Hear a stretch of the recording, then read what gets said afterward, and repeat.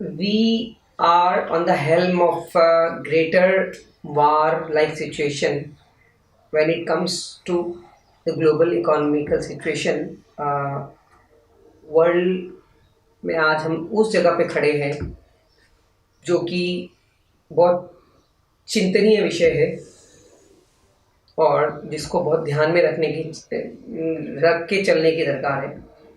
China एक वो country है जो कि चाहता है कि वो इस पृथ्वी पे, इस विश्व पे राज करे, एंड देयर आर पावर्स वो उसको रिस्ट्रिक्ट करना चाहते हैं इन वन वे और the other.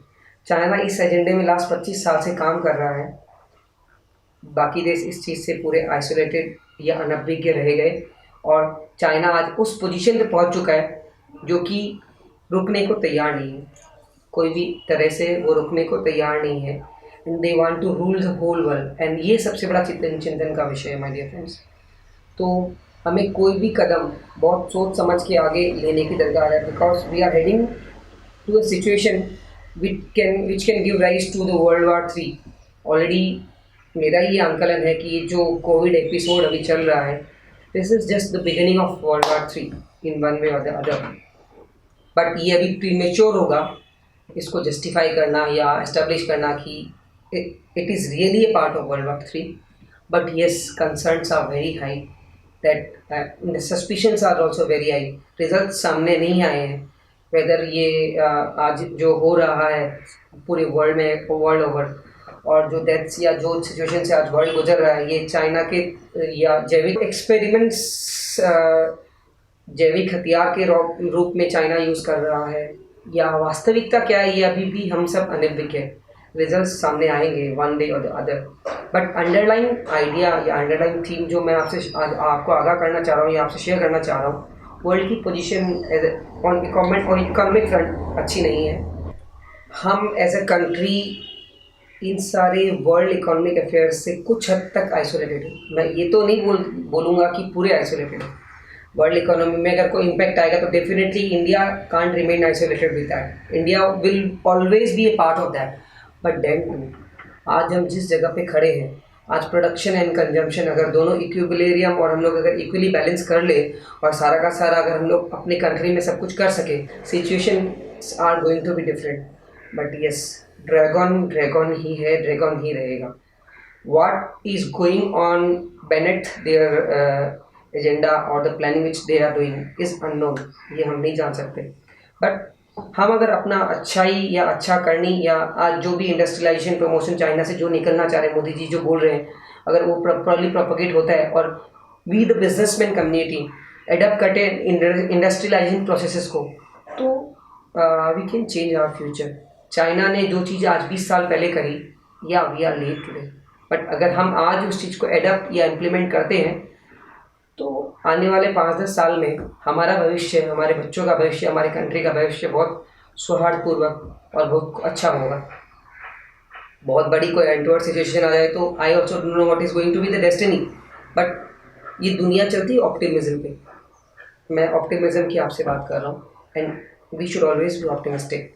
Our prime minister is very much optimistic and he's going to support all the business community in a very big way in times to come, which will be very much easily seen in through the banks and all. We will be getting loans and all very easily.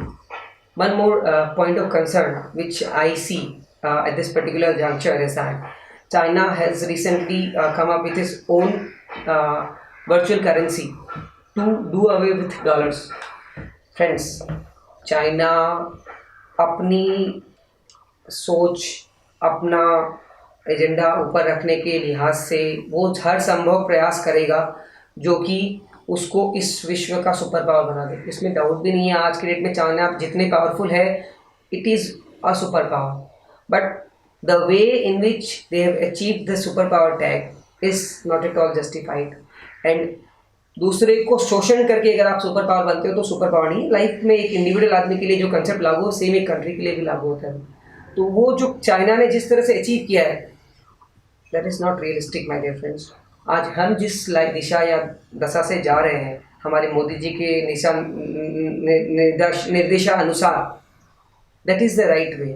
People, countries, economies leaders will bow down to our country, our prime minister in times to come, and our country would be an example for others to follow, for other nations to follow, for other leaders to follow. Already it has started, and time is not far away wherein people, countries, economies, economists will come to our country, will come to our economists, and they will share their ideas, they will take views from our country, our people.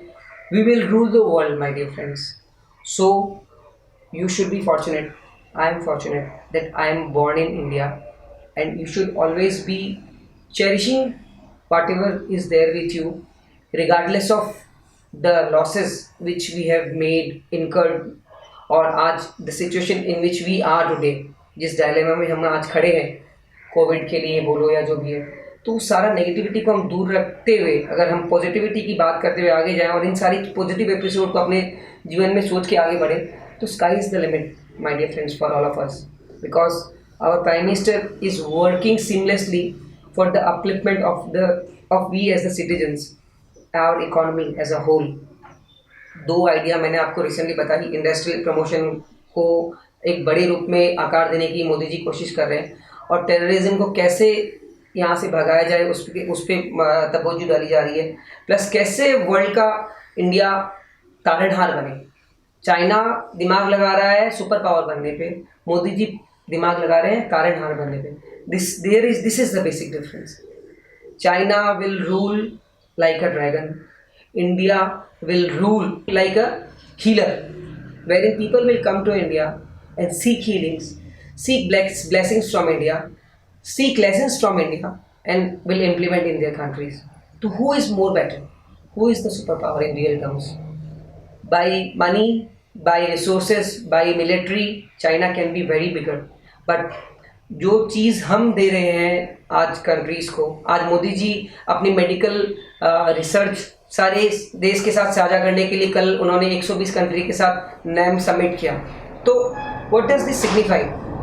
He want to educate people of the countries to achieve prosperity for them, to let them be out of this pandemic situation which is prevalent in their country.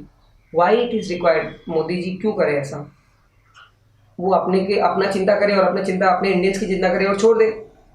But नहीं, हम उदारवादी mentality को से belong करते हैं. उदारवादी सकारात्मक उदारवादी विचारधारा से बिलोंग करते हैं. हमारे प्राइम मिनिस्टर भी उसी चीज़ को प्रोपेगेट कर रहे हैं. इसका फलस्वरूप क्या होगा? Our prime minister, our economy, our country will always be recognized in the world economy. So this is the underlying theme, my dear friend.